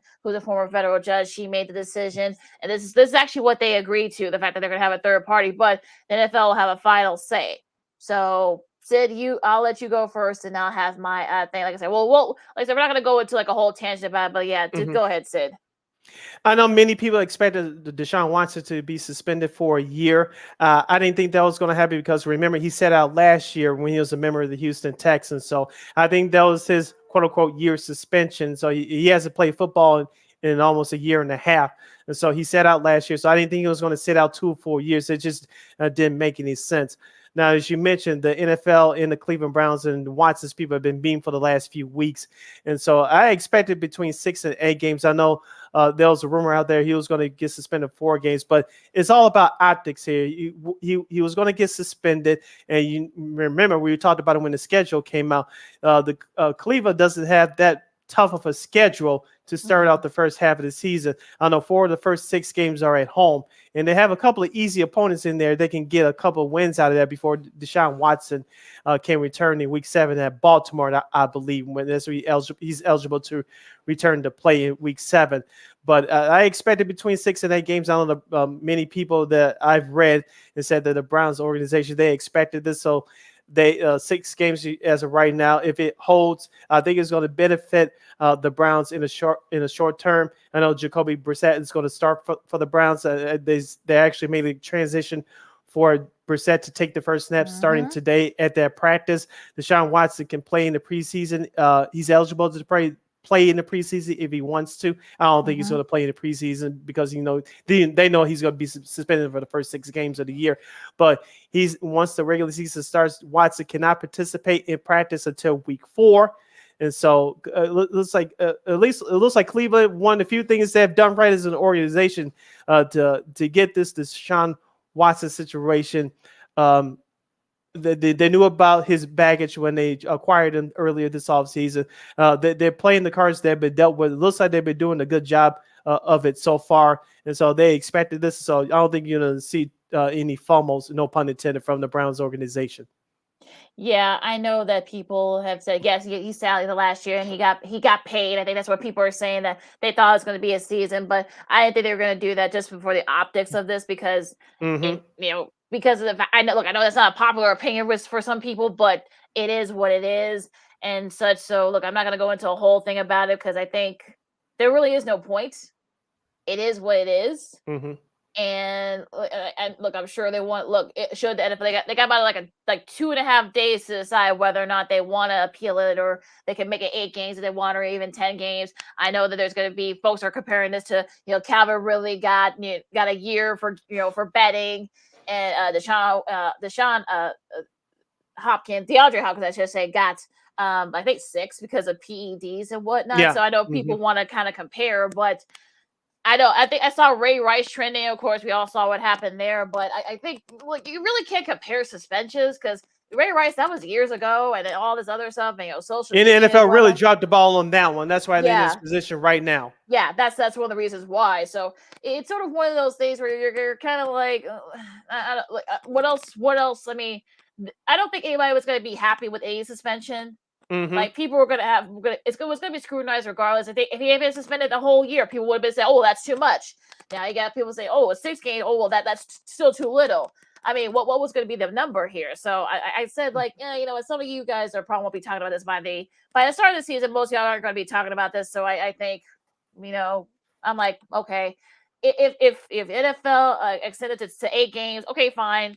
If it stays at 6, okay, fine. Let's just move. I'm not saying let's move on, but I think this no one was going to be satisfied regardless. I think that's my point. Yeah, you pretty much summed up what my thoughts were on this. We all knew that he was going to get suspended, but for how long? And the NFL had to be careful here about the optics, especially as you mentioned, Ray Rice. It was 2 totally different situations, and we know how the NFL handles things. They handled many things like this poorly in the past, so they had to be careful right here. Now, one last point I'll make about the subject before we move on. And you spoke about Get Up this morning. I did want to point out a comment that Dan Orlovsky made this morning. He was talking to Greenberg and Dominique Foxworth used to play in the NFL, and he was part of the NFLPA. He said, if I was Deshaun Watson, I would talk to Michael Vick to see, and he did point out that the Michael Vick case, of course, with the dog fighting and everything, it was two totally different situations. But he said, if he was Deshaun Watson, his people reach out to Michael Vick to see how you would handle these handle crisis like this, and see if you can get back in the good graces of the public. I said it's not a bad idea, but it's two totally different situations, and would he benefit from that? I'm not saying he wouldn't, but do you really think it's going to make that much of a difference, or is just another PR stunt? Yeah, it's sort of like one of those things where would people are going to embrace him should he do that? I mean, it's sort of like one of those things where you're kind of like, I know what Michael Vick, there's still folks who don't like him and who hate what he did. And even then, I think that's sort of like, like I said, that they're good. Folks are gonna have their opinions and whatnot. So I'm sure he could probably try to reach out to Vic's people, but or even Vic himself. I'm sure Vic's probably reach out to him. But again, these are totally different circumstances. But then there are folks that are more in tune to what Vic did and what Deshaun Watson allegedly did. So again, you're kind of darned if you do and darned if you don't. So I would say like maybe you can reach out, but it really isn't going to make much of a difference. At least I don't think. You're listening to Second City Sports on Sports Zone Chicago, the all-new Monday edition. I'm Sid. That's Lakeena. You can go and type in your comments at Sports Zone Chicago's Facebook page or Sports Zone Chicago on YouTube. Any of our subjects we discussed on today's show, you can type it in either of those places there. Lakeena will get them up on the screen for you. Before we head for Old School TV Monday Salute, Lakeena, you say you had some news regarding the sports media world. I do. Hold on here. I gotta find it first. It's sort of it's interesting that that the Deshaun Watson news that kind of dominated a lot of the NFL world and whatnot, and it's sort of kind of like the lighter things in the in that kind of thing. Of course, we talked about the Angels trade rumors and whatnot. Also, to us. Seiya Suzuki gave a foul ball to to one of his biggest fans at that Giants game yesterday. So that video has actually has gone viral. So if you guys haven't had a chance, check that out and such. Okay. But the way it was sort of like presented and whatnot, this was a couple of days ago. It was just funny and such. So if you guys haven't seen the video, make sure you guys should check it out. It was a fan. It's really hard to tell. I mean, he caught the ball. It was a fly ball that ended the inning, and he, and Suzuki threw the ball, and I think there was like a fight for it. So it was just crazy how that whole thing kind of worked. But I would just check that out and such. Not really too much going on, here in the NFL. On sports media verse, as I should say, there was a viral video of with Peyton Manning, and I guess I don't know if you saw this. Sid. I'm trying to get it up now before we. Okay, I didn't see it yet. Yeah, you haven't seen it, but yeah. He was at a Broncos training camp today. Of course, this just happened today, and he embraced, of course, Russell Wilson. Of course, he is now the new QB. You're going to trade from him, and sort of like talking through with him, and as he was watching practice, I'm talking about Peyton was. It was actually a pretty cool sight. So if you guys haven't seen it, check it out. And of course, everybody went nuts. Broncos fans are crazy on social media. So just. I should check that out and such. I mean, they were seen, talking. He was seen watching practice. I know he was talking to some of the players after practice. So, just a pretty cool moment there that kind of went viral in the NFL. Yeah, and one bit of piece of news from the television side of baseball before we get to our salute. ESPN drew a multi-year high for a Subway Series broadcast last week, between the New York Yankees and the New York Mets. Of course, the 2-game series were broadcasted nationally. The first game was on TBS, and the second game was exclusively on ESPN. This is the highest rated ESPN game in 3 years. And so we talked about where the people think that the Yankees and Mets will meet in this year's World Series. Me personally, I don't think it's going to happen, but it's great for business to have in baseball to have two New York teams do well. But I was just thinking about this the other day, Lakeena. Remember, this is before MLB Network, especially, and before Fox really took off. Remember, Yeah. ESPN was the exclusive home of Major League Baseball. You remember Yep. it was Monday Night Baseball, especially Wednesday Night Baseball, sometimes Fridays before the college football season. Yep. And now they're just reduced to 1 or 2 days a week. And like I said, Yeah. thank you to MLB Network and streaming. And Yep. the times And have changed. Fox, But like, too. I remember, yeah, like I said, Fox too. So ESPN really dominated the 90s and in the mid 2000s. But once MLB Network came in 2010, I believe, everything Yep. started to change. But ESPN was allowed to broadcast some games during the week, especially during those first few years of MLB Network. Now it's just down to 1 or 2 days a week. Yeah, it's sort of Sometimes it's really strange. changed. Mhm. Yeah, I would say it's really strange how that has changed in the last like 15 years. I mean, they were really, I mean, ESPN were, especially like, the last few years that wasn't really showing that much baseball anyway in the last few years. One of the reasons why I think that Subway Series last week, rated so high was because both the Mets and the Yankees are good. Usually it's just the Yankees and the Mets are kind of like, nah. Now this year, Mets are in first place. Of course, the Yankees are in first place running away in their division. So I think that's probably one of the reasons why it rated so high. Now, will it be a Subway Series in the World Series? And I don't know about that, but again, we'll figure that out, when we get down to that. But yeah, there was Monday night baseball after the football season or right before the football season, depending how you look at it. Sunday night baseball, of course, you had Wednesday night, then you had Friday night sometimes, especially in the pennant races, especially you saw that. So yeah, definitely, times have changed thanks to MLB Network and streaming, and also Fox too. They have a couple of weekly games too, besides the big Fox, game of the week and such. So Yeah. definitely things have changed, and probably not for the better, as some people would say, but that's a whole different conversation.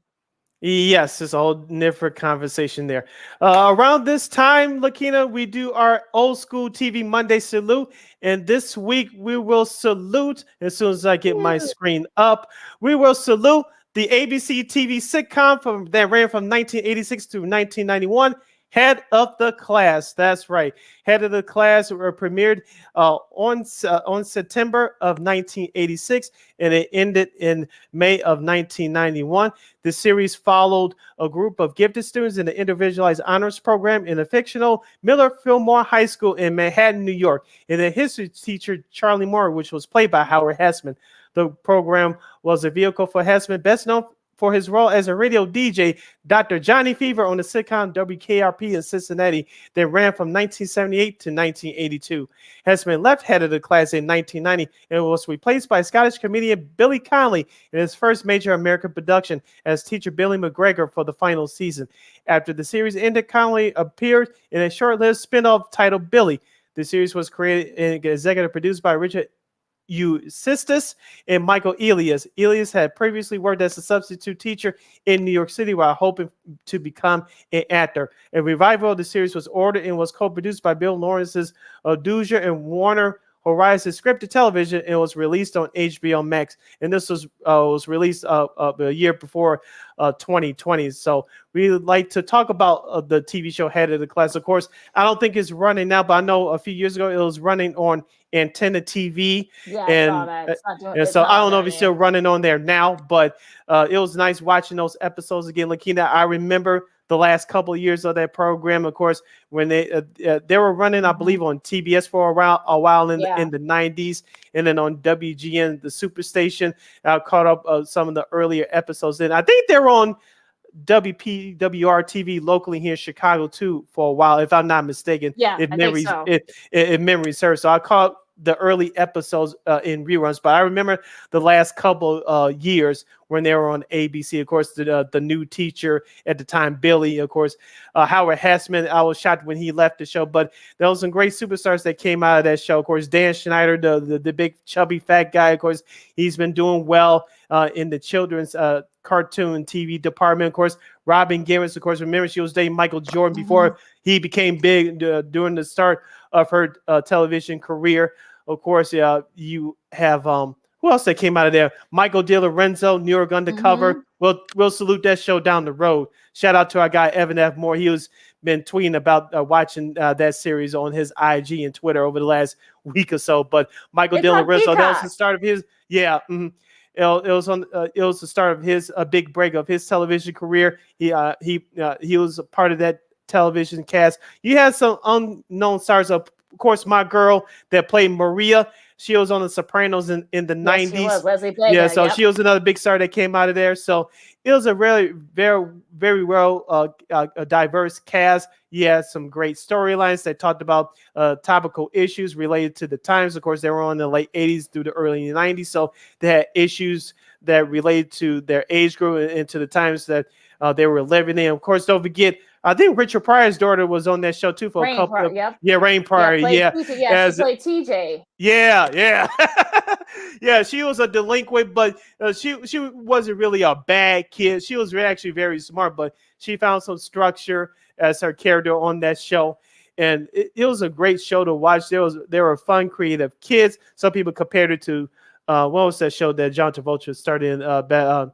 Welcome Back, Carter. Welcome Back, Carter. Yeah, some people compared Head of the Class to that show. You kind of had some similarities to there, but Head of the Class was ahead of its time. I think remember we talked about this before we signed on to Sports Zone Chicago. We talked about this before. Would that show work in today's times? As I mentioned just a moment ago, the reboot came out a couple years ago.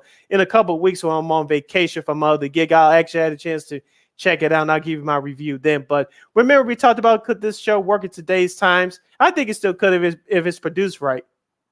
I think it's sort of one of those things where one of those shows where I think if again, it has to make sense for 2022. I mean, I know that I heard about that. They have a female teacher, is sort of like a Mr. Moore type, female teacher now going back into, I think it is on HBO Max, I think. Yeah, I don't know if it got picked up for another season, but I've heard some people say it's okay, but I think they got to make it sense now. But I remember Dan Frischman, who played Arvid. That was my guy, Arvid Ingen. He said this a few years ago during one of the retrospects. Yeah, he said that look, it was cool to be smart. I'm not it's not verbatim what he said, but yeah, he said that was kind of like the show because these guys were like the top of the class. They had geniuses and such and whatnot. Of course, Mr. Moore, of course, rest in peace to Howard Hessman, who died a few months ago, passed away earlier this year. He kind of course, the Reagan years, of course, some of the comments, of course, Mr. Moore made about Mr. Reagan and such. They actually went to Russia, which the second season or third season, they went to Russia. Yeah. So to compete against their kind of like their MIT and their kind of type, such a word, Fillmore High. And of course, Robert Gibbs, of course, she was a Mike Tyson, right beforehand, before he became a big star. Brian Robbins, who's like the king over at Nickelodeon. I think he's like the head of content over at Paramount Plus now. He's been with Nickelodeon for years and whatnot. Helped produce or develop some of the shows, like iCarly and those types of shows. The big hits there. Of course, Kimberly Russell played Sarah. They had a very nice diverse. Yeah, she was in Ghost there with Bill Cosby after that. Yeah, I remember that. Yeah, Michael De Lorenzo, of course. New York Undercover. Torres, of course. Well, I got my issues with that show, but that's a whole different. We'll discuss that when the time's appropriate. Right. We'll discuss. They had an Asian actor on there. They had an Indian actor on there. It was like one of the first shows to kind of really show the diversity of the students, because some of the shows weren't doing that. So in a high school, and this was in New York City. So I think that's sort of like kind of show the diversity there and how everyone was smart, of course. Some of the, in the later seasons, of course, you had Aristotle, and of course, Alex, of course, like my Jordan Lazowski played, and some of the other guys. Remember Vicky from Florida, the blonde one. The blonde, very like smart, like a fox kind of thing. I think she proved that she's not like the stereotypical dumb blonde. So I think I read a lot of the stereotypes there.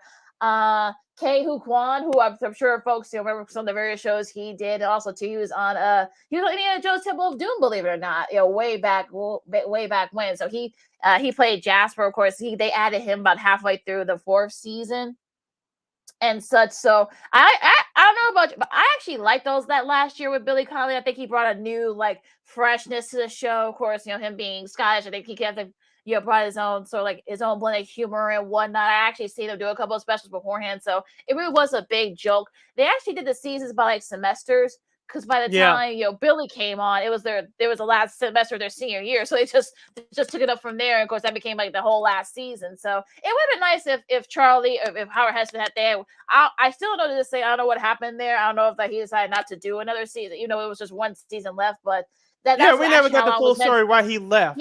Yeah, so we never really got the full story of why he left. I mean, it was only 5 seasons. It was only meant to last that long. So I don't know there, but like I said, I think Billy brought a new energy to the show, a new freshness to the show, and whatnot. Of course, Brad Pitt, made an appearance there as Maria's boyfriend. That's right. Yeah. A couple of the other, I forgot who else was on there. Shoot, there were a couple other stars. Of course, Ray Pryor's TJ. She, was in Remedial, but then she came onto the show, and the producers liked her, and the audience did too. So she actually brought another different element to the show, where this was a person that was on the rough side, of the tracks, wasn't hanging out with the rough crowd, came from using Remedial, and ended up actually being part of the head of the class. So her TJ's journey actually became what the head of the class is all about. Of course, the other folks were established. So, and once I know some people felt that the show kind of once Maria and Janice, remember young Janice? I know. Yeah, I was just getting ready to bring her up. Yeah, the child genius. Yeah, yeah. I think the actress is now an acting coach now. She's been doing it for years. I remember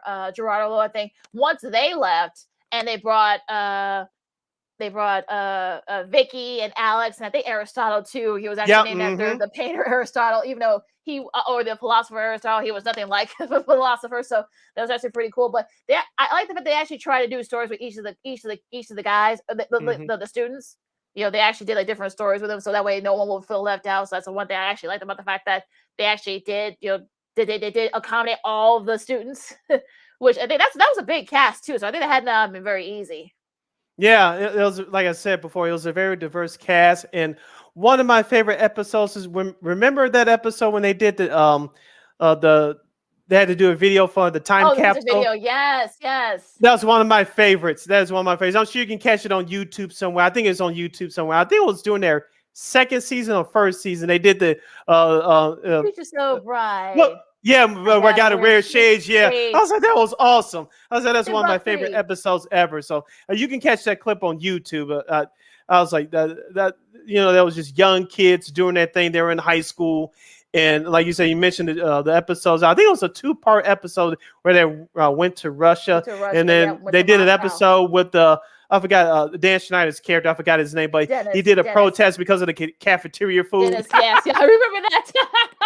Well, funny thing about that hit, Future So Bright, Timbuk 3, that was a one-hit wonder for them back in '86.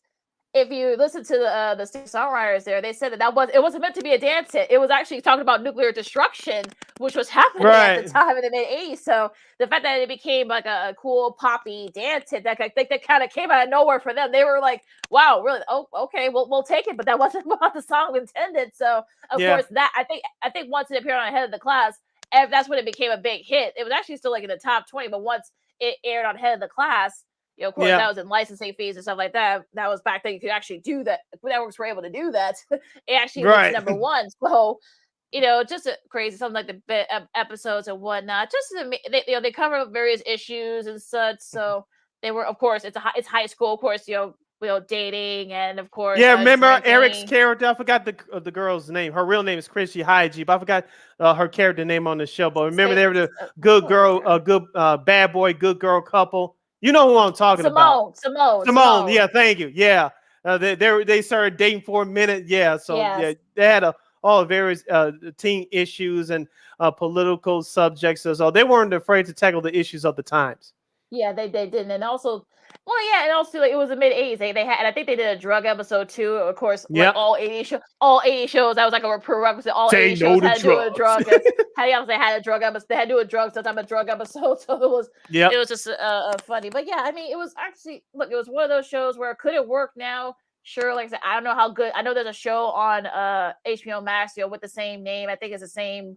One of the same producers helped develop it, but I don't know if a show that could work. I think if you may have to change the complete trajectory of it and the same the different subject matter, but I think it could work. Like I said, I don't know if it got picked up, but another season. Like I said, we're in a social media age now. Of course, none of that existed back then. Like I said, you barely had cable TV back then, but there was no internet, no social media, no cell phones, and so you really didn't have that many options. Now you have all these options / distractions now. So things on that front alone change. Yeah, absolutely. And so it's sort of like I said, it was one of those shows where I feel like it doesn't get its due, but we're gonna give it its due right now. And like Dan Frischman said, play Arvid.